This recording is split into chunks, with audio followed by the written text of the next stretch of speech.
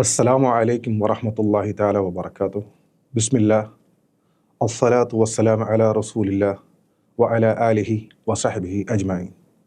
മാന്യ പ്രേക്ഷകർക്ക് വാഹത്തുൽ ഇൽമിലെ ഡിബേറ്റ് വിത്ത് ഓഡിയൻസ് എന്ന പ്രോഗ്രാമിലേക്ക് ഹാർദവമായി സ്വാഗതം.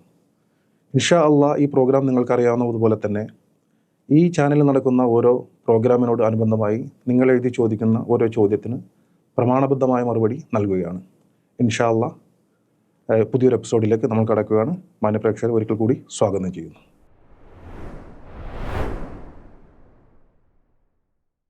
അസ്സലാമു അലൈക്കും വറഹ്മത്തുള്ളാഹി വബറകാതുഹു. വഅലൈക്കും അസ്സലാം വറഹ്മത്തുള്ളാഹി വബറകാതുഹു. ഈ ആഴ്ചയിലെ ആദ്യത്തെ ചോദ്യത്തിലേക്ക് നമുക്ക് കടക്കാം. ഒന്നാമതായിട്ടുള്ള ചോദ്യം, മഴ കിട്ടാതായപ്പോൾ സ്വഹാബികൾ നബിയെ വസീലയാക്കി ദുആ ചെയ്തതും നബിയുടെ പിതൃ സഹോദരനായ അബ്ബാസ് റളിയല്ലാഹു അൻഹുവിനെ വസീലയാക്കിയതും ഹദീസിലുണ്ടല്ലോ. എന്നിട്ടും മഹാന്മാരെ വസീലയാക്കരുത് എന്ന് പറയുന്നത് എന്തിൻ്റെ അടിസ്ഥാനത്തിലാണ്? മാഷാ അല്ലാഹ്, ബാറക്കല്ലാഹു ഫീക്കും. അൽഹംദുലില്ലാഹി റബ്ബിൽ ആലമീൻ വസ്സലാത്തു വസ്സലാം അലാ അഷ്റഫിൽ അംബിയാഇ വൽ മുർസലീൻ നബീന വ ഹബീബിന മുഹമ്മദിൻ വ ആലിഹി വ അസ്ഹാബിഹി അജ്മഈൻ. അമ്മാ ബഅദ്. വളരെ പ്രസക്തമായ ഒരു ചോദ്യമാണ് ഇവിടെ ചോദിച്ചിട്ടുള്ളത്. മഹാന്മാരായ ആളുകളെ മധ്യവർത്തികളാക്കി വസീലയാക്കി ദുആ ചെയ്യരുത് എന്ന് പറയുമ്പോൾ അതുകൊണ്ട് അർത്ഥമാക്കുന്നത്, അള്ളാഹുവേ, ഇന്ന ആളുകളുടെ ഹക്ക് ജാഹ് ബറക്കത്ത് കൊണ്ട് ഞങ്ങളെ സഹായിക്കണമേ, ഞങ്ങളുടെ പ്രശ്നങ്ങൾ പരിഹരിക്കണമേ എന്നിങ്ങനെ മഹാന്മാരുടെ ഹക്ക് ജാഹ് ബറക്കത്തിനെ മുൻനിർത്തി ദുആ ചെയ്യുന്നതാണ് പാടില്ല എന്ന് പറഞ്ഞിട്ടുള്ളത്. അത് ജീവിച്ചിരിക്കുന്നവരാണെങ്കിലും ശരി, മരിച്ചവരാണെങ്കിലും ശരി, അങ്ങനെ ഒരു ദുആയുടെ രീതി നബി സല്ലല്ലാഹു അലൈഹി വസല്ലമ കാണിച്ചു തന്നിട്ടില്ല. പരിശുദ്ധ ഖുർആനിൽ എവിടെയും തന്നെ ഏതെങ്കിലും ഒരു മഹാന്റെ ഹക്ക് ജാഹ് ബറക്കത്ത് കൊണ്ട് അമ്പിയാക്കളോ ഔലിയാക്കളോ പ്രാർത്ഥിച്ചത് കാണാൻ കഴിയില്ല. നബി സല്ലല്ലാഹു അലൈഹി വസല്ലമ പഠിപ്പിച്ച ഒരുപാട് പ്രാർത്ഥനകളുണ്ട്. ഈ പ്രാർത്ഥനകളിൽ എവിടെയും തന്നെ ഒരാളുടെയും ഹക്ക് കൊണ്ട് ജാഹ് കൊണ്ട് ബറക്കത്ത് കൊണ്ടുള്ള പ്രാർത്ഥന നമുക്ക് കാണാൻ കഴിയില്ല. അപ്പം അതുകൊണ്ട് തന്നെ അത്തരം ഒരു രീതി ബിദ്അത്താണ്.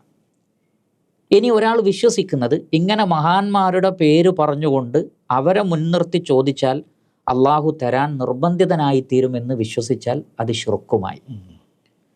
അതേപോലെ തന്നെ തവസ്സുൽ എന്ന പേരിൽ, വസീല എന്ന പേരിൽ ജനങ്ങൾക്കിടയിൽ മറ്റൊരു തെറ്റിദ്ധാരണ കൂടിയുണ്ട്. എന്താണത്? മുഹിദ്ദീൻ ഷെയ്ഖെ രക്ഷിക്കണേ, അല്ലെങ്കിൽ ബദരീങ്ങളെ കാക്കണേ, അല്ലെങ്കിൽ ഇന്നാലിന്ന തങ്ങളെ എൻ്റെ രോഗം മാറ്റണേ എന്ന് പറയുന്നത് പോലും തവസ്സുലാണ് എന്നാണ് ആളുകൾ കരുതിയത്. അത് പച്ചയായ അവരോടുള്ള പ്രാർത്ഥനയാണ്, നേർക്ക് നേരെയുള്ള പ്രാർത്ഥനയാണ്. ഇത്തരം കാര്യങ്ങളാണ് പാടില്ല എന്ന് ഇസ്ലാം പഠിപ്പിക്കുന്നത്.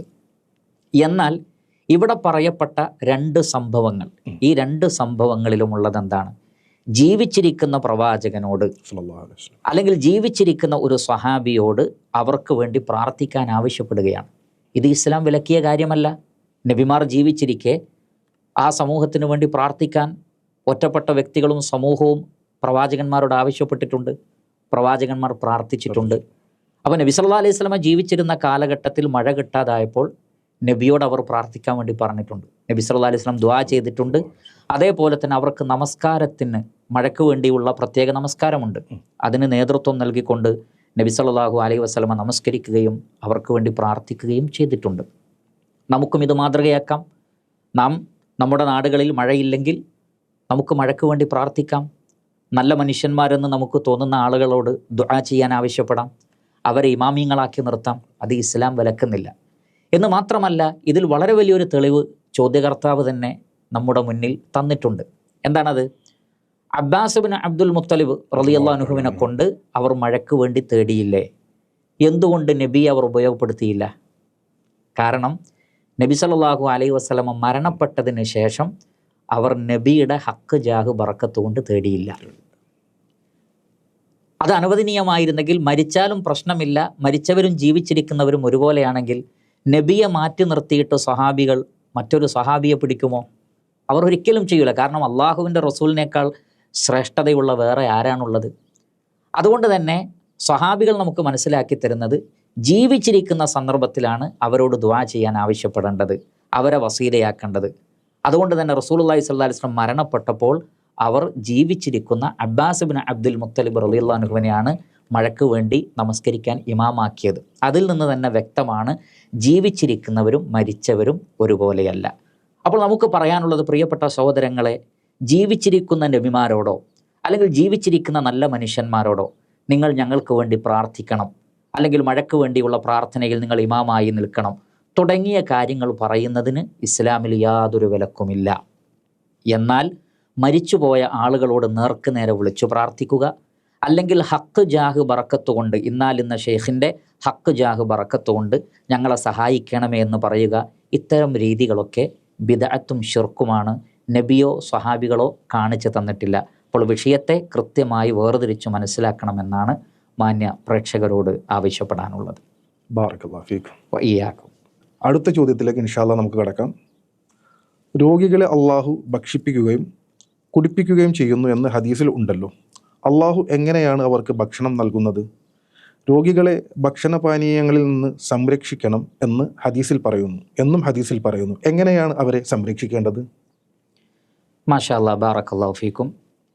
ഈ ചോദ്യം ഞാൻ ശ്രദ്ധിക്കുകയുണ്ടായി. ചോദ്യകർത്താവിൻ്റെ ഉദ്ദേശം ഞാൻ വിശദീകരിക്കാം. അഥവാ സ്വഹീഹായ ഒരു ഹദീസിൽ വന്നിട്ടുണ്ട്. ചില പണ്ഡിതന്മാർ അതിന് ദുർബലതയുണ്ട് എന്ന് പറഞ്ഞിട്ടുണ്ടെങ്കിലും സ്വഹീഹാണ് എന്ന് ഇമാം അൽബാനിയെ പോലെയുള്ള പണ്ഡിതന്മാർ വ്യക്തമാക്കിയ ഒരു ഹദീസിൽ കാണാം. നബി സല്ലല്ലാഹു അലൈഹി വസല്ലം പറയുകയാണ്, ലാ തുക്രിഹു മർദാക്കും അല ത്വആമി വശറാബ് ഫഇന്നല്ലാഹ യുത്ഇമുഹും വയസ്ഖീഹിം. നിങ്ങൾ രോഗികളെ തിന്നാനും കുടിക്കാനും നിർബന്ധിക്കരുത്. അള്ളാഹു അവർക്ക് ഭക്ഷണം നൽകുന്നുണ്ട്, അള്ളാഹു അവർക്ക് വെള്ളം കൊടുക്കുന്നുണ്ട്. അപ്പോൾ നിങ്ങൾ അവരെ നിർബന്ധിക്കരുത്. അപ്പോൾ ചോദ്യകർത്താവിൻ്റെ ചോദ്യം ഇതാണ്, അള്ളാഹു എങ്ങനെയാണ് രോഗിക്ക് ഭക്ഷണം കൊടുക്കുന്നത്? അള്ളാഹു എങ്ങനെയാണ് രോഗിയെ വെള്ളം കുടിപ്പിക്കുന്നത്? ഇതാണ് ചോദ്യം.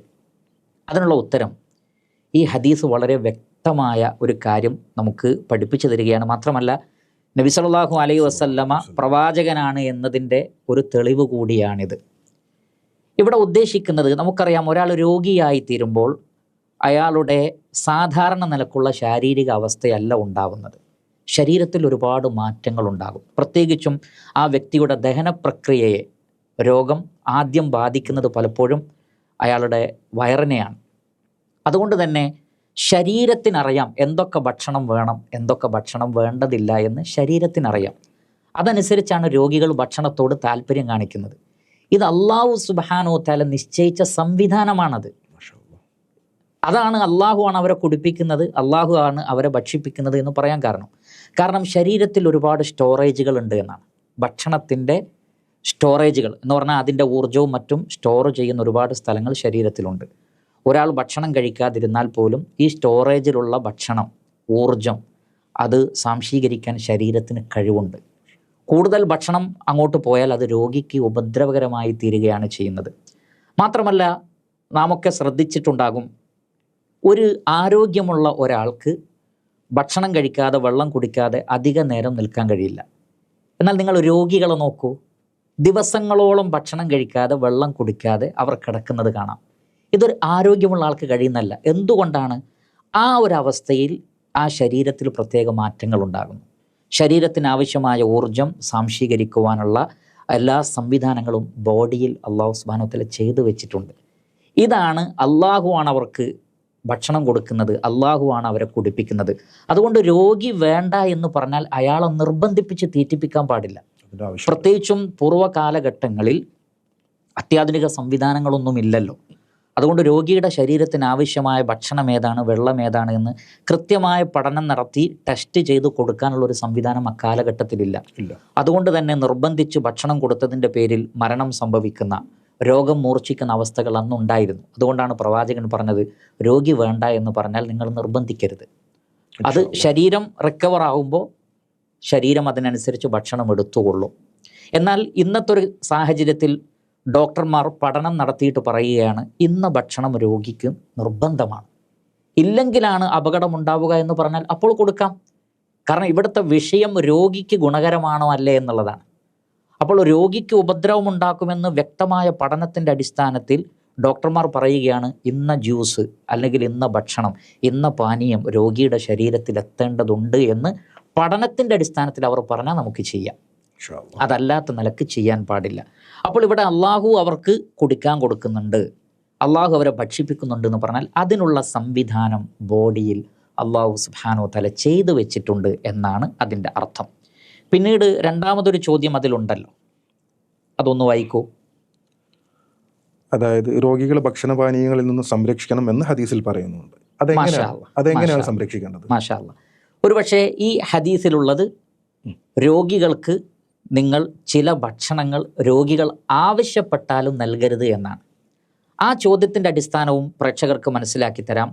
നബി സല്ലല്ലാഹു അലൈഹി വസല്ലം പറയുകയാണ്, ഇദാ അഹബ്ബല്ലാഹു അബ്ദൻ ഹമാഹു ദുനിയ കമാ യളല്ലു അഹദുക്കും യഹ്മി സഖീമഹുൽ മാ. അള്ളാഹു ഒരടിമയെ ഇഷ്ടപ്പെട്ടാൽ ദുനിയാവിലെ വിഭവങ്ങൾ അള്ളാഹു അയാൾക്ക് തടയും. ഏതുപോലെ? നിങ്ങൾ രോഗികളെ ചില പാനീയങ്ങളിൽ നിന്നും ഭക്ഷണത്തിൽ നിന്നും തടയുന്നത് പോലെ. ചില ഭക്ഷണങ്ങൾ, പാനീയങ്ങൾ രോഗികൾ ആവശ്യപ്പെട്ടാൽ നമുക്ക് കൊടുക്കാൻ പറ്റാത്ത സാഹചര്യം ഉണ്ടാകും. ഉദാഹരണത്തിന് നമുക്ക് തന്നെ അറിയാം, ഒരാൾക്ക് ഷുഗർ ഉണ്ടെങ്കിൽ മധുരം ഒരല്പം പോലും അയാൾക്ക് ഉപയോഗിക്കാൻ പാടില്ലാത്തൊരവസ്ഥയിൽ നമ്മൾ മധുരം കൊടുക്കാൻ പാടില്ല. നേരത്തെ പറഞ്ഞ ഹദീസിലുള്ളത് രോഗിക്ക് വേണ്ട നമ്മൾ നിർബന്ധിക്കലാണ്. അതുപോലെ തന്നെ കിഡ്നി സംബന്ധമായ അസുഖമുള്ള രോഗികൾക്കും ചില ഭക്ഷണങ്ങൾ നമ്മൾ കൊടുക്കാൻ പാടില്ല. അപ്പോൾ ആദ്യം പറഞ്ഞ ഹദീസിലുള്ളത് രോഗിക്ക് വേണ്ട നമ്മൾ നിർബന്ധിക്കലാണ്. രണ്ടാമത്തെ ഹദീസിലുള്ളത് രോഗി ആവശ്യപ്പെടുന്നു പക്ഷേ നമ്മൾ കൊടുക്കുന്നില്ല. രണ്ട് ഹദീസിലുമുള്ളത് രോഗിയോടുള്ള ഗുണകാംക്ഷയാണ്. അപ്പോൾ രോഗിയോടുള്ള ഗുണകാംക്ഷ കാരണത്താൽ ചില ഭക്ഷണവും വെള്ളവും ഒക്കെ നിങ്ങൾ അവർക്ക് കൊടുക്കാത്തതുപോലെ ഒരടിമയോട് അള്ളാഹുവിന് ഇഷ്ടം തോന്നിയാൽ ദുനിയാവിലെ ചില വിഭവങ്ങൾ അയാൾക്ക് കൊടുക്കൂല. എന്തുകൊണ്ട്? അത് അയാൾക്ക് ഷർറാണെന്ന് അള്ളാഹുവിനറിയാം. അതുകൊണ്ട് തന്നെ നമ്മൾ ആഗ്രഹിച്ചതൊക്കെ നമുക്ക് കിട്ടുന്നില്ലെങ്കിൽ സങ്കടപ്പെടേണ്ടതില്ല. നമ്മുടെ ഖൈറിന് വേണ്ടി അള്ളാഹു തടഞ്ഞു വെക്കുകയാണ്. അവിടെയും സൂചിപ്പിക്കാനുള്ളത്, ചോദ്യകർത്താവ് ചോദിച്ചത് എങ്ങനെയാണ് രോഗികളെ ഭക്ഷണത്തിൽ നിന്ന് സംരക്ഷിക്കേണ്ടത് എന്നാണ്. അതിൻ്റെ അർത്ഥം ഇത്രയേ ഉള്ളൂ. ചില രോഗം ഉള്ള ആളുകൾക്ക് ചില വെള്ളവും ചില പാനീയങ്ങളും ഭക്ഷണവും ഒന്നും പാടില്ല. അത് നമ്മളവർക്ക് കൊടുക്കാതിരിക്കുകയാണ് വേണ്ടത്. ഇന്നത്തെ കാലഘട്ടത്തിലാകട്ടെ അൽഹംദുലില്ലാ ഒരുപാട് ഗവേഷണങ്ങളും ടെസ്റ്റുകളും പ്രഗത്ഭരായ ഡോക്ടേഴ്സും ഉള്ളതുകൊണ്ട് തന്നെ രോഗിക്ക് വേണ്ടതും വേണ്ടാത്തതുമൊക്കെ മനസ്സിലാക്കാനുള്ള ഒരു സാഹചര്യമുണ്ട്. അങ്ങനെയുള്ള ഡോക്ടർമാർ പറയുന്നതനുസരിച്ച് കാര്യങ്ങൾ ചെയ്യലാണ് ഖൈർ. ഹാദാ വല്ലാഹു തആല അഅലം. ബാറക്കല്ലാഹു ഫീക്. അല്ലാഹുമ്മ ആമീൻ വഇയ്യാക്കും. ഇനി നമുക്ക് അടുത്ത ചോദ്യത്തിലേക്ക് കടക്കാം. ഒരാൾ എത്ര മണിക്കൂറാണ് ഉറങ്ങേണ്ടത് എന്ന് സ്വാഭാവികമായി എല്ലാവരുടെയും സംശയമാണല്ലോ. പ്രത്യേകിച്ച് ഗൾഫ് നാട്ടിൽ ജീവിക്കുന്ന പല ആൾക്കാർക്കും അവരുടെ ഉറക്കത്തിൻ്റെ സമയങ്ങൾ വളരെ കുറവാണ്. മാഷാ അല്ലാഹ്. ഈ ചോദ്യം എൻ്റെ ശ്രദ്ധയിൽപ്പെട്ട ഒരു ചോദ്യമാണ്. ഉറക്കത്തെ സംബന്ധിച്ച് വല്ല ഫത്വയുമുണ്ടോ? ഒരാൾ എത്ര മണിക്കൂറാണ് ഉറങ്ങേണ്ടത് എന്ന് ഒരു സഹോദരൻ ചോദിച്ചത് ശ്രദ്ധയിൽപ്പെട്ടു. നമ്മളിവിടെ മനസ്സിലാക്കേണ്ടത്, ഇത്ര മണിക്കൂറേ ഒരാൾ ഉറങ്ങാൻ പാടുള്ളൂ, അല്ലെങ്കിൽ ഇത്ര മണിക്കൂർ ഉറങ്ങാൻ പാടില്ല തുടങ്ങിയ വ്യക്തമായ ഒരു വിലക്കൊന്നും ഖുർആനിലും ഹദീസിലും വന്നിട്ടില്ല. മറിച്ച് മനുഷ്യൻ അവൻ്റെ ഉത്തരവാദിത്തങ്ങളെ നഷ്ടപ്പെടുത്താത്ത രൂപത്തിൽ അള്ളാഹുവിനോടുള്ള കടപ്പാടുകൾ, കുടുംബത്തോടുള്ള കടപ്പാടുകൾ, സമൂഹത്തോടുള്ള കടപ്പാടുകൾ, മറ്റ് ജോലി സംബന്ധമായ ഉത്തരവാദിത്തങ്ങൾ, ഇത്തരം ഉത്തരവാദിത്തങ്ങൾക്ക് തടസ്സമാവാത്ത രൂപത്തിലുള്ള ഉറക്കം അനുവദിക്കപ്പെട്ടിരിക്കുന്നു. അതുകൊണ്ട് തന്നെ ഉറക്കിന് വ്യക്തമായൊരു കണക്ക് നമുക്ക് പറയുക സാധ്യമല്ല. മാത്രമല്ല, പ്രായത്തിനനുസരിച്ച് ഉറക്കത്തിൽ വ്യത്യാസം ഉണ്ടാവും. ചെറിയ കുട്ടികൾക്ക് ഒരുപാട് നേരം ഉറങ്ങണം, യുവാക്കൾക്ക് അങ്ങനെ വേണ്ടതില്ല. പ്രായമായവർക്ക് ഉറങ്ങേണ്ടി വരും. അപ്പോൾ പ്രായമനുസരിച്ച് ഉറക്കത്തിൽ വ്യത്യാസം ഉണ്ടാവാം. അതുപോലെ തന്നെ കാലാവസ്ഥയോടനുബന്ധിച്ചും, അതായത് തണുപ്പുള്ള സമയത്ത് നമുക്ക് കൂടുതൽ ഉറങ്ങാനുള്ള, തീർച്ചയായും കാലാവസ്ഥ ഇതിൽ ഒരു പ്രധാനപ്പെട്ട കാര്യമാണ്. ചൂടുള്ള കാലത്തും തണുപ്പുള്ള കാലത്തും ഉറക്കത്തിൻ്റെ അളവിൽ വ്യത്യാസമുണ്ടാകും. അതേപോലെ തന്നെ ചില ആളുകൾക്ക് രാത്രിയാണ് ഡ്യൂട്ടി എങ്കിൽ അവർക്ക് പകൽ കൂടുതൽ ഉറങ്ങേണ്ടി വരും. പകൽ നന്നായി ജോലി ചെയ്യുന്ന ആളുകൾക്ക് രാത്രിയിൽ കൂടുതൽ ഉറങ്ങേണ്ടി വരും. അപ്പോൾ ഓരോരുത്തരെയും സാഹചര്യം അനുസരിച്ച് അവർക്ക് ഉറങ്ങാം. നമ്മൾ ശ്രദ്ധിക്കേണ്ടത് ഇത്ര മാത്രമാണ്: 5 വക്ത് നമസ്കാരത്തെ ബാധിക്കുന്ന രൂപത്തിൽ ഉറങ്ങാതിരിക്കുക. അതേപോലെ തന്നെ കുടുംബത്തോടുള്ള ഉത്തരവാദിത്തങ്ങൾ നഷ്ടപ്പെടുത്തുന്ന രൂപത്തിൽ ഉറങ്ങാതിരിക്കുക. അതേപോലെ തന്നെ ശ്രേഷ്ഠമായ ചില സമയങ്ങൾ പറഞ്ഞിട്ടുണ്ട്. പരമാവധി ആ സമയങ്ങളിൽ ഉറങ്ങാതിരിക്കൽ ഖൈറാണ്. ശ്രദ്ധിക്കുക, അതൊരു നിർബന്ധമല്ല. ഉദാഹരണത്തിന് സുബഹിക്ക് ശേഷമുള്ള ഉറക്ക് നബിയും സ്വഹാബികളും വെറുത്തിരുന്നതായി കാണാം. മറിച്ച് സൂര്യൻ ഉദിച്ചതിന് ശേഷം അവർ ഉറങ്ങിയെന്നാണ്. സൂര്യൻ ഉദിക്കുന്നത് വരെയെങ്കിലും ക്ഷീണമുള്ള സന്ദർഭത്തിൽ പോലും അവർ ഉറങ്ങാതിരിക്കാൻ ശ്രദ്ധിച്ചു. കാരണം നബി സല്ലല്ലാഹു അലൈഹി വസല്ലമ പ്രഭാതത്തിലാണ് ഈ ഉമ്മത്തിൻ്റെ ബറക്കത്ത് എന്ന് പ്രത്യേകം പറഞ്ഞിട്ടുണ്ട്. അള്ളാഹുവിനെ ധാരാളമായി ദിക്ർ ചൊല്ലാനുള്ള സമയമായിട്ടും ആ സമയം പരിചയപ്പെടുത്തപ്പെട്ടിട്ടുണ്ട്. അതുകൊണ്ട് മാക്സിമം സൂര്യോദയത്തിന് ശേഷം ഉറങ്ങൽ നിർബന്ധമുള്ളവർ സൂര്യൻ ഉദിച്ചതിന് ശേഷം ഉറങ്ങാൻ ശ്രമിക്കുക.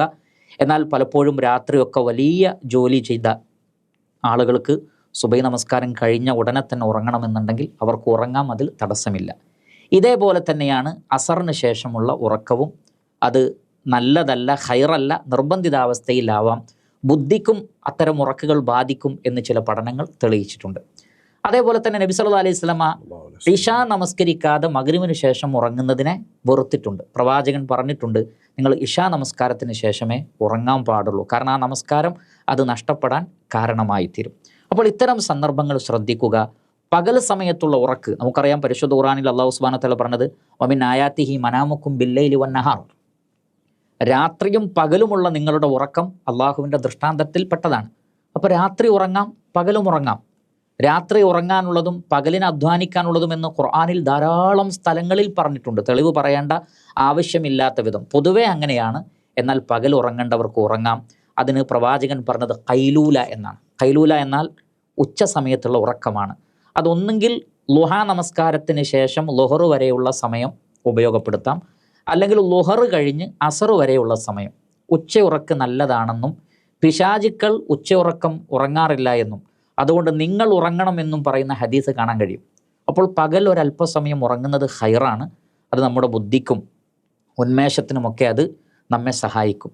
പിന്നെ രാത്രിയിൽ ഇശാ കഴിഞ്ഞ ഉടനെ ഉറങ്ങലും പിന്നീട് എഴുന്നേറ്റ് നമസ്കരിക്കലും സഹാബികളും അതേപോലെ തന്നെ പ്രവാചകനും ചെയ്തിരുന്നതായി നമുക്ക് കാണാൻ സാധിക്കും. രാത്രിയെ തന്നെ വ്യത്യസ്ത ഘട്ടങ്ങളാക്കി ഉറങ്ങുന്നതിലും ഖൈറുണ്ട്. അവർ അല്പം ഉറങ്ങുകയും പിന്നെ നമസ്കരിക്കുകയും വീണ്ടും ഉറങ്ങുകയും ചെയ്തിരുന്ന രീതികളൊക്കെ പല മഹാന്മാരായ പ്രവാചകന്മാരും ചെയ്തതായി നമുക്ക് കാണാൻ സാധിക്കുന്നതാണ്. ചുരുക്കത്തിൽ ഇതാണ് ഉറക്കുമായി ബന്ധപ്പെട്ട് പറയാനുള്ളത്. ഏറ്റവും ചുരുങ്ങിയത് 8 മണിക്കൂറെങ്കിലും ഒരാൾക്ക് ഉറങ്ങാം മാക്സിമം. അത് 5 മണിക്കൂർ 6 മണിക്കൂറൊക്കെ ഖൈറാണ്. മാക്സിമം പോയാൽ 8 മണിക്കൂറാണ്. അതിൽ കൂടുതൽ ഉറങ്ങുന്നത് ഖൈറല്ല എന്ന് ആധുനിക ശാസ്ത്രവും പറയുന്നു. മഹാന്മാരായ ചില പണ്ഡിതന്മാരും രേഖപ്പെടുത്തിയത് കാണാൻ സാധിക്കും. ഉദാഹരണത്തിന് ഇബ്നുൽ ഖയ്യിം അൽ ജൗസിയ്യ റഹ്മത്തുള്ളാഹി അലൈഹി അദ്ദേഹം പറഞ്ഞത് പകലിനെ അല്ലെങ്കിൽ ഒരു ദിവസത്തെ നമുക്ക് 3ആയി വിഭജിക്കാം. 8 8 8 24 മണിക്കൂർ. അദ്ദേഹം പറയുന്നത് 8 മണിക്കൂർ നിങ്ങൾ ദുനിയാവിന് വേണ്ടി അധ്വാനിക്കുക. നമുക്കറിയാം ഇന്ന് സാധാരണ നിലക്കൊരു ജോലി ടൈം കമ്പനികളും മറ്റുമൊക്കെ ഒരു സ്റ്റാൻഡേർഡ് ടൈം എന്ന് പറയുന്നത് 8 മണിക്കൂറാണ്. 8 മണിക്കൂറാണ്. അതേപോലെ തന്നെ ബാക്കി 8 മണിക്കൂർ നിങ്ങൾ പഠിക്കാനും ഇബാദത്തുകൾക്കും ഉപയോഗപ്പെടുത്തുക. ബാക്കി 8 മണിക്കൂർ നിങ്ങൾ ഉറങ്ങാം. അത് രാത്രിയിലും പകലുമായി വിഭജിച്ച് ഉറങ്ങാവുന്നതാണ്. ഈ രീതി പല ആളുകളും പറഞ്ഞു കാണുന്നു. അല്ലാഹു ആലം. ചുരുക്കത്തിൽ ഞാൻ നേരത്തെ സൂചിപ്പിച്ചതാണ് അതിൻ്റെ അസ്ല്. അള്ളാഹുവിനോടുള്ള ബാധ്യതകളും സൃഷ്ടികളോടുള്ള ബാധ്യതകളും മുടങ്ങാത്ത രൂപത്തിലും ആരോഗ്യത്തെ ബാധിക്കാത്ത രൂപത്തിലുമുള്ള ഉറക്ക് നല്ലതാണ്. കൂടുതൽ ഉറങ്ങിയാൽ അത് രോഗങ്ങൾക്ക് കാരണമായി തീരും, ബുദ്ധിശക്തി കുറയാൻ കാരണമായി തീരും, അലസതയും മടിയും ഉണ്ടാക്കുമെന്ന് പണ്ഡിതന്മാരും ആധുനിക പഠനങ്ങളും തെളിയിക്കുന്നു എന്ന കാര്യത്തിൽ സംശയമില്ല. അല്ലാഹു അലം. ബാറക്കല്ലാഹു ഫീക്. അല്ലാഹുമ്മ ആമീൻ വഇയ്യാക്കും. അടുത്ത ചോദ്യത്തിലേക്ക് നമുക്ക് കടക്കാം. കമ്മ്യൂണിസം മതവിരുദ്ധമല്ല, പൗരോഹിത്യ വിരുദ്ധമാണ് എന്നാണ് പറയുന്നത്. അത് ശരിയാണോ? മാഷാ അല്ലാഹ്. കമ്മ്യൂണിസം മതവിരുദ്ധമല്ല, പൗരോഹിത്യ വിരുദ്ധമാണ് എന്ന ഒരു പുതിയ വ്യാഖ്യാനം പല ആളുകളും ഇപ്പോൾ പറഞ്ഞു കാണുന്നു. അതെ. അതിനുള്ളൊരു കാരണം ഞാൻ മനസ്സിലാക്കുന്നത് 2 കാരണങ്ങളാണ്. ഒന്നുകിൽ അവർ കമ്മ്യൂണിസത്തെക്കുറിച്ച് മനസ്സിലാക്കിയിട്ടില്ല, അല്ലെങ്കിൽ മതവിശ്വാസികളെ കമ്മ്യൂണിസത്തിന് ആവശ്യമുണ്ട്. അതുകൊണ്ട് അത് മതവിരുദ്ധമാണെന്ന് പറഞ്ഞാൽ മതവിശ്വാസികളെ കിട്ടുകയില്ല എന്ന പേടി കൊണ്ടായിരിക്കാം ഇത്തരത്തിലുള്ളൊരു വ്യാഖ്യാനം. കമ്മ്യൂണിസത്തിൻ്റെ ആചാര്യന്മാർ പറഞ്ഞു വെച്ച, തുടക്കം മുതലേ പറഞ്ഞു വെച്ച അവരുടെ വാക്കുകളും അവരുടെ ഗ്രന്ഥങ്ങളും അവരുടെ പ്രഭാഷണങ്ങളും പരിശോധിക്കുന്ന ഏതൊരാൾക്കും പകൽ വെളിച്ചം പോലെ വ്യക്തമാകുന്ന കാര്യമാണ് കമ്മ്യൂണിസം മതവിരുദ്ധമാണ്. തീർച്ചയായും. അല്ലാതെ പൗരോഹിത്യ വിരുദ്ധമല്ല. മതം പോലും പൗരോഹിത്യത്തിൻ്റെ നിർമ്മിതിയാണ് എന്നാണ് അവർ പറഞ്ഞത്. പൗരോഹിത്യമാണ് മതത്തെ ഉണ്ടാക്കിയത്. ജനങ്ങളെ ചൂഷണം ചെയ്യാൻ വേണ്ടി പൗരോഹിത്യമുണ്ടാക്കിയ ഒരു അവരുടേതായ ആദർശം മാത്രമാണ് മതമെന്നും, അല്ലാതെ മതത്തിൽ പിന്നീട് കടന്നുകൂടിയതാണ് പൗരോഹിത്യം എന്നുള്ള നിലക്കല്ല അവർ പറഞ്ഞിട്ടുള്ളത്. പൗരോഹിത്യത്തിൻ്റെ നിർമ്മിതിയാണ് മതം എന്നുള്ളതാണ്. മാത്രമല്ല കമ്മ്യൂണിസം പറയുന്നത് ഞങ്ങളുടെ അടിസ്ഥാനം മെറ്റീരിയലിസമാണ്, ഭൗതികവാദമാണ്. ഭൗതികവാദം എന്ന് പറഞ്ഞാൽ അവിടെ ദൈവത്തിനോ മതത്തിനോ മരണാനന്തര ജീവിതത്തിനോ യാതൊരു സ്ഥാനവുമില്ല. ഭൗതികമായി കാര്യങ്ങളെ വീക്ഷിക്കലാണ്. അതുകൊണ്ട് കമ്മ്യൂണിസം ഭൗതികവാദമാണെന്നും ഈശ്വരവിശ്വാസം കമ്മ്യൂണിസ്റ്റുകൾക്ക് പാടില്ല എന്നും കമ്മ്യൂണിസത്തിൻ്റെ ആചാര്യന്മാർ എഴുതി വെച്ചത് ഈ ചാനലിൽ തന്നെ ഞാൻ ഒരുപാട് പ്രഭാഷണങ്ങളിൽ സംസാരങ്ങളിൽ അത് കോട്ട് ചെയ്തിട്ടുണ്ട്. അതുകൊണ്ട് കമ്മ്യൂണിസം ബേസിക്കലി മതവിരുദ്ധമാണ്. ജനങ്ങളെ ചൂഷണം ചെയ്യാനുള്ള പൗരോഹിത്യത്തിൻ്റെ ആയുധമാണ് മതമെന്നും മതത്തെ ഇല്ലായ്മ ചെയ്താലേ ചൂഷണത്തെ ഇല്ലാതാക്കാൻ പറ്റുകയുള്ളൂ, അതുകൊണ്ട് മതവിശ്വാസങ്ങളെ തകർത്തെറിയണം എന്ന് ശക്തമായി വാദിക്കുന്ന പ്രസ്ഥാനമാണ് കമ്മ്യൂണിസം എന്നുള്ളത്, മാർക്സിസം എന്നുള്ളത്. അതുകൊണ്ട് വ്യക്തമായി വായിച്ച് പഠിക്കണമെന്നാണ് ഇത്തരം വാദങ്ങൾ പറയുന്ന സുഹൃത്തുക്കളോട് മാന്യമായി ആവശ്യപ്പെടുന്നത്. അടുത്ത ചോദ്യം, അതായത് ഇമാമിൻ്റെ കൂടെ റുക്കൂ കിട്ടിയാൽ ആ റക്അത്ത് കിട്ടുമോ എന്നാണ് ചോദ്യം. മാഷാ അല്ലാഹ്, ബാറക്കല്ലാഹു ഫീക്കും. ധാരാളം ആളുകൾക്ക് സംശയമുള്ള ഒരു കാര്യമാണ്. ഇമാം, നമ്മൾ പള്ളിയിലേക്ക് കയറുമ്പോൾ ഇമാം റുക്കൂഇലാണ്, നമ്മളും റുക്കൂഇലേക്ക് ഇമാമിൻ്റെ കൂടെ റുക്കൂയിലേക്ക് പ്രവേശിച്ചു എങ്കിൽ ആ റക്അത്ത് പൂർണ്ണമായി നമുക്ക് കിട്ടുമോ? കാരണം ആളുകളുടെ സംശയം, നമ്മളവിടെ പ്രാരംഭ പ്രാർത്ഥന ഓതിയിട്ടില്ല, ഫാത്തിഹ ഓതിയിട്ടില്ല, സൂറത്ത് ഓതിയിട്ടില്ല, നേരെ റുക്കൂയിലേക്കാണ് പോയിട്ടുള്ളത്. അപ്പോൾ നേരത്തെ വന്ന് നിന്ന ആളുകൾക്കും നമുക്കും ഒരേപോലെ ആ റക്അത്ത് കിട്ടുമോ എന്നാണ് പലരും ചോദിക്കുന്നത്. ഇവിടെ നമുക്ക് പറയാനുള്ളത്, തീർച്ചയായും ആ റക്അത്ത് കിട്ടുമെന്നാണ് പ്രമാണങ്ങളിൽ നിന്ന് നമുക്ക് മനസ്സിലാക്കാൻ കഴിയുന്നത്. അത് വൈകി വരുന്ന ആളുകൾക്കുള്ള ഒരു ഇളവാണ്. എന്നാൽ നേരത്തെ തന്നെ വന്ന ആളുകൾ മനഃപൂർവ്വം ഫാത്തിഹ ഓതാതിരിക്കാൻ പാടില്ല. എന്നാൽ വൈകി വന്ന ആളുകൾക്ക് അവർ ഫാത്തിഹ ഓതിയിട്ടില്ലെങ്കിലും, പിന്നെ സൂറത്ത് ഓതലും പ്രാരംഭ പ്രാർത്ഥനയും സുന്നത്താണ്, നിർബന്ധമല്ല. ഫാത്തിഹ റുക്നാണ്. ആ ഫാത്തിഹ ഓതിയിട്ടില്ലെങ്കിൽ പോലും റുക്കൂ കിട്ടിയാൽ റക്അത്ത് കിട്ടുമെന്ന് നബി സല്ലല്ലാഹു അലൈഹി വസല്ലമ പഠിപ്പിച്ചിട്ടുണ്ട്. അതിനുള്ള തെളിവുകളിൽ പ്രധാനപ്പെട്ടതാണ് ഇമാം ബുഖാരി റഹ്മത്തുള്ളാഹി അലൈഹി അദ്ദേഹത്തിൻ്റെ സ്വഹീഹിൽ ഉദ്ധരിക്കുന്ന ഹദീസിൽ കാണാം, അബൂബക്ര എന്ന് പറയുന്ന, അബൂബക്കർ അല്ല, അബൂബക്ര റളിയല്ലാഹു അൻഹു, അദ്ദേഹം പള്ളിയിലേക്ക് വന്നപ്പോൾ നബി സല്ലല്ലാഹു അലൈഹി വസല്ലമ റുക്കൂഇലാണ്. അദ്ദേഹം ഉടനെ തന്നെ സഫിലെത്തുന്നതിന് മുമ്പ് തന്നെ റുക്കൂയിലേക്ക് പോയി. കാരണം സഫിലേക്ക് എത്തിയാൽ നബി സല്ലല്ലാഹു അലൈഹി വസല്ലം റുക്കൂയിൽ നിന്ന് എഴുന്നേൽക്കും. അപ്പോൾ ആ റക്അത്ത് കിട്ടാൻ വേണ്ടി അദ്ദേഹം പള്ളിയിലേക്ക് കയറിയ ഉടനെ തന്നെ നബി സല്ലല്ലാഹു അലൈഹി വസല്ലമയുടെ കൂടെ റുക്കൂയിലേക്ക് പോയി. നബി സല്ലല്ലാഹു അലൈഹി വസല്ലമയോട് നമസ്കാരത്തിന് ശേഷം അദ്ദേഹം ഈ വിവരം പറഞ്ഞപ്പോൾ നബി സല്ലല്ലാഹു അലൈഹി വസല്ലം പറഞ്ഞത്, സാദക്കല്ലാഹു ഹിർസ, അള്ളാഹു താങ്കളുടെ താല്പര്യം വർദ്ധിപ്പിച്ചു തരട്ടെ, വലാ തഉദ്, ഇനി ആവർത്തിക്കരുത്, അഥവാ സഫിലേക്ക് വന്നിട്ട് റുക്കൂ ചെയ്യാവൂ. ഇമാം അബൂദാവൂദ് റഹ്മത്തുള്ളാഹി ഉദ്ധരിക്കുന്ന ഹദീസിൽ കൃത്യമായി കാണാം, നബി സല്ലല്ലാഹു അലൈഹി വസല്ലം ചോദിക്കുന്നുണ്ട്, സഫിലേക്ക് എത്താതെ ആരാണ് റുക്കൂ ചെയ്തത്? അപ്പോൾ അദ്ദേഹം പറഞ്ഞു, നബിയെ ഞാനാണ്. പ്രവാചകൻ പറഞ്ഞു, അങ്ങനെ ചെയ്യരുത്.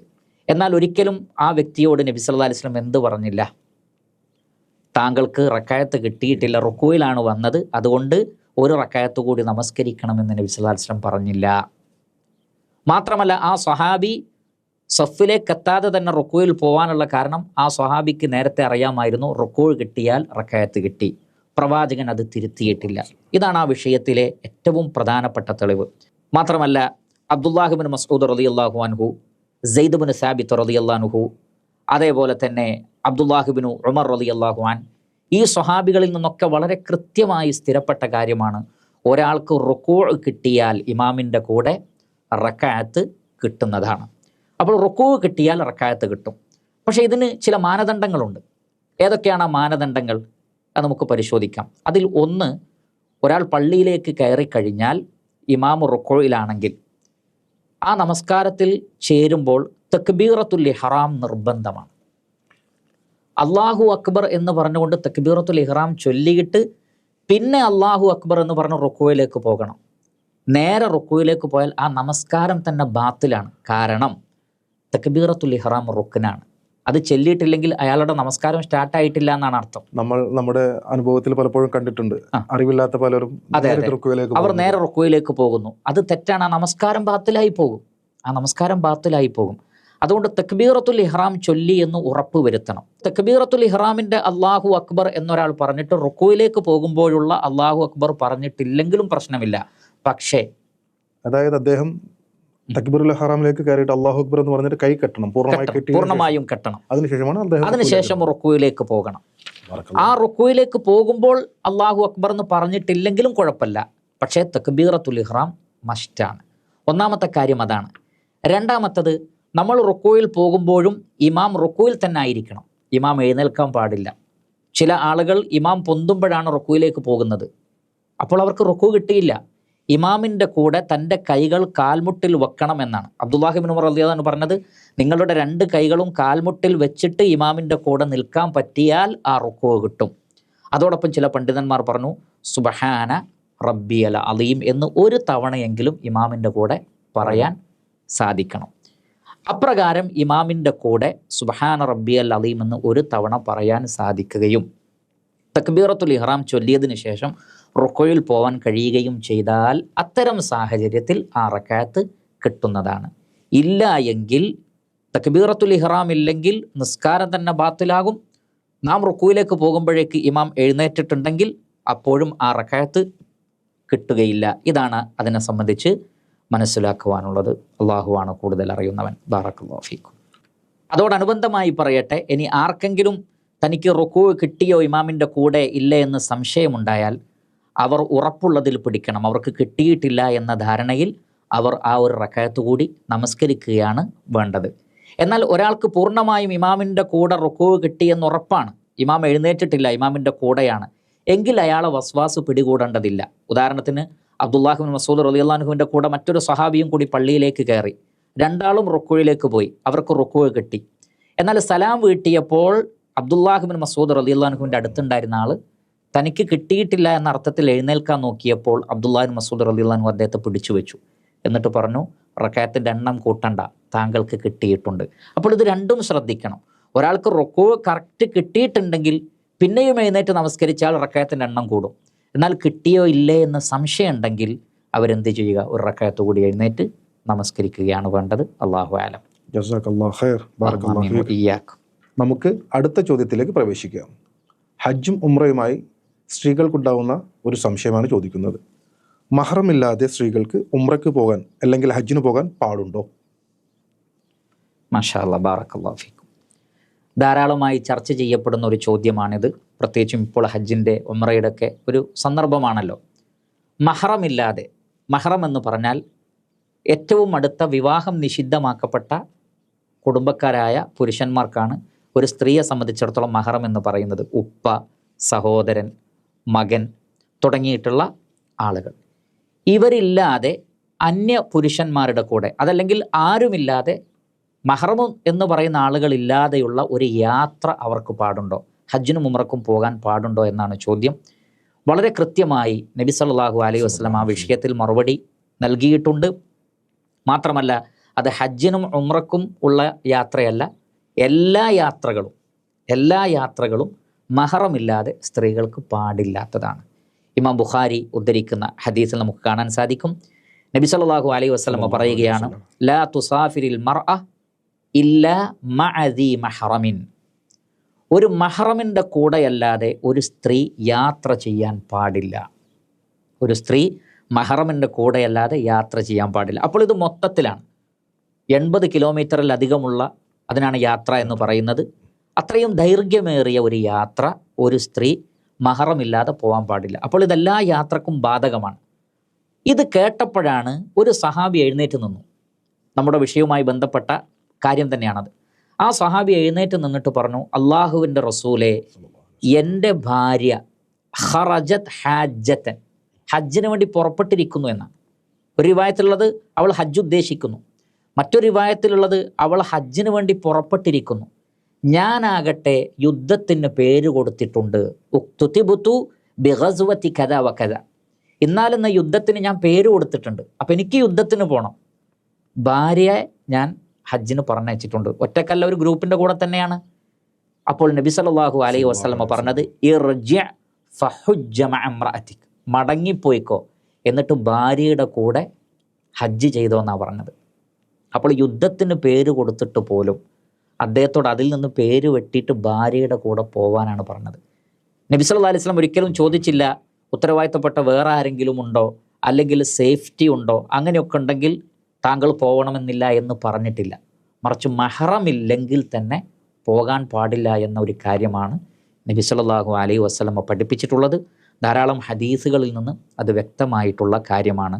അതുകൊണ്ട് ഒരു മഹറമില്ലാതെ സ്ത്രീ യാത്ര ചെയ്യാൻ പാടില്ല, അത് ഉംറയാണെങ്കിലും ഹജ്ജാണെങ്കിലും എന്നാണ് നമുക്ക് മനസ്സിലാക്കാൻ സാധിക്കുന്നത്. അപ്പോൾ ഇതിനോടനുബന്ധിച്ച് ഒരു ചോദ്യം കൂടി ചോദിക്കാനുണ്ട്. ഇപ്പോൾ മഹറമില്ലാതെ നിരവധി ആൾക്കാർ ഹജ്ജിന് പോകുന്നതായിട്ട് നമുക്ക് കാണാം. അപ്പോൾ അവരുടെ വിധി എന്താണ്? മാഷാ അല്ലാ, അവരുടെ ഹജ്ജ് ഉംറ അത് സ്വീകരിക്കപ്പെടും, അത് മറ്റൊരു വിഷയമാണ്. ഹജ്ജും ഉംറയും സ്വീകരിക്കപ്പെടും. പക്ഷേ അവർ അപ്രകാരം മഹറമില്ലാതെ യാത്ര ചെയ്തതിൻ്റെ പേരിൽ അവരുടെ മേൽ കുറ്റമുണ്ടാകും. അവർ തൗബ ചെയ്യുകയാണ് വേണ്ടത്.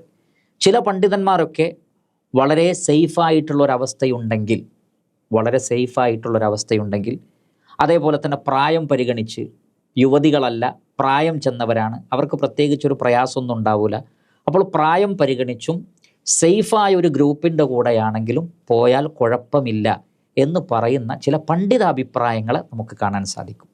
എന്നാൽ ഏറ്റവും സൂക്ഷ്മമായിട്ടുള്ളത് പ്രവാചകൻ സല്ലല്ലാഹു അലൈഹി വസല്ലം പറഞ്ഞിടത്ത് നിൽക്കലാണ്. അള്ളാഹുവിൻ്റെ റസൂൽ ഇത്തരത്തിലുള്ള വിശദീകരണങ്ങളിലേക്ക് അള്ളാഹുവിൻ്റെ റസൂൽ പോയിട്ടില്ല. മാത്രമല്ല നമുക്കൊക്കെ അറിയാം, മഹറമില്ലാതെ അങ്ങനെ യാത്ര ചെയ്യുമ്പോൾ ഒരു സ്ത്രീക്ക് പല നിലക്കുമുള്ള ബുദ്ധിമുട്ടുകൾ യാത്രയിൽ ഉണ്ടാകാം. പ്രത്യേകിച്ച് ഹജ്ജ് പോലെ ഉംറ പോലെയുള്ള യാത്രയിൽ ധാരാളം അന്യപുരുഷന്മാരായ ആളുകളുള്ള സന്ദർഭങ്ങളുണ്ട്. അവർക്കൊരു പ്രയാസവും മറ്റും വന്നാൽ അവരെ പരിചരിക്കേണ്ടി വരിക പലപ്പോഴും അന്യപുരുഷന്മാരായ ആളുകളായിരിക്കും. കൂടെ ആളില്ലാതാകുമ്പോൾ പല നിലക്കുമുള്ള പ്രശ്നങ്ങളുണ്ട്, പ്രയാസങ്ങളുണ്ട്. യാത്രയിൽ തന്നെ അവർക്കൊരു തടസ്സമുണ്ടായി, ഒരു ബുദ്ധിമുട്ടുണ്ടായി, പിന്നെ അവരുടെ കാര്യങ്ങൾ കൈകാര്യം ചെയ്യുന്നത് ആരാണ്? സ്ത്രീകൾ പ്രത്യേകിച്ച് പെട്ടെന്ന് പതറിപ്പോകുന്ന ആളുകളാണ്. ഒരു പ്രശ്നം വന്നാൽ, എന്തെങ്കിലും ഒരു തടസ്സം വന്നാൽ ചിലപ്പോൾ അവർ അപ്സെറ്റാകും, അവർ പ്രയാസത്തിലായിത്തീരും. അപ്പോഴൊക്കെ അവരെ സഹായിക്കുവാൻ മഹ്റമുകൾ ആവശ്യമുണ്ട്. സ്ത്രീകളുടെ സേഫ്റ്റി ഉദ്ദേശിച്ചുകൊണ്ടാണ് ഇസ്ലാം അത്തരം ഒരു നിയമം വെച്ചിട്ടുള്ളത്, അല്ലാതെ അവരെ പ്രയാസപ്പെടുത്താനല്ല എന്ന് മനസ്സിലാക്കുക.